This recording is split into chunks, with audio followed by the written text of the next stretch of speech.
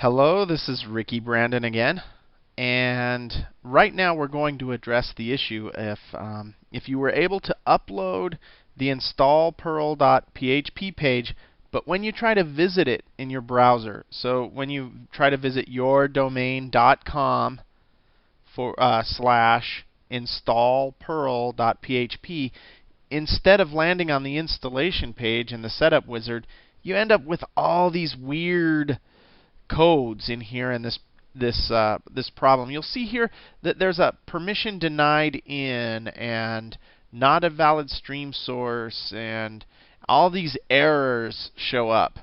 Well, what that basically means is that you don't have permission. You'll see here permission denied. That means there's not proper permission for the installation procedure to work. That means some folder or the place where you installed the Perl script is telling you, hey, you're not allowed to install this. So we have to give it permission.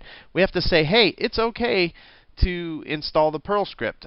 It's really okay. And the reason it does that is to keep people from uploading viruses and things. So we're going to unlock it or give it permission. We're going to tell it, yes, it's okay. What we're doing is fine. So we're going to go back. You'll remember in the other video we used WSFTP program, or whatever program you're using. This process is pretty similar in all FTP programs, or even if you're using Internet Explorer, I'll teach you how to do that. But it's all basically the same thing.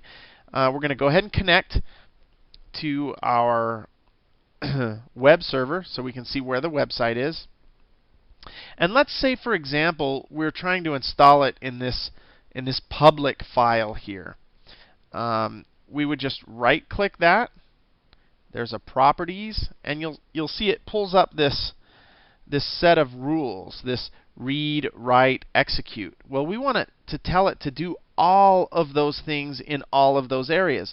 So if it looks like this, we're just going to check all of the boxes so that it has permission to read, write, and execute. Read, write, and execute. Read, write, and execute. That means it has permission to do whatever it wants. So it can install the Perl tool in that folder, the personal URL generator. Now, if yours is set to use numbers, you're going to change this number to 777.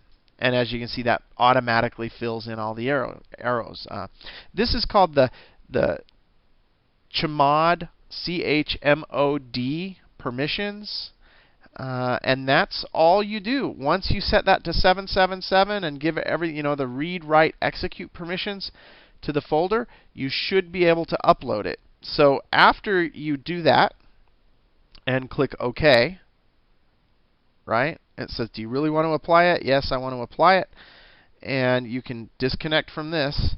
And this page that you visited before, you're going to go back to your domain yourdomain.com / install Purl.php, and you should land on a page like not like this, very similar to this, that says has your installation instructions. Okay, and you'll see that page in the install video, but it'll have the same header and look pretty much like this page. Okay, that should solve it.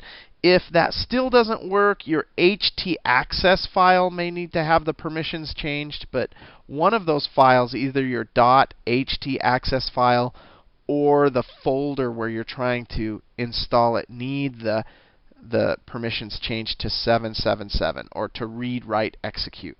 Okay, that should answer your questions. Enjoy, have fun with this thing. It's really cool. Watch for the other videos where we talk about creative ways to use personal URL generator.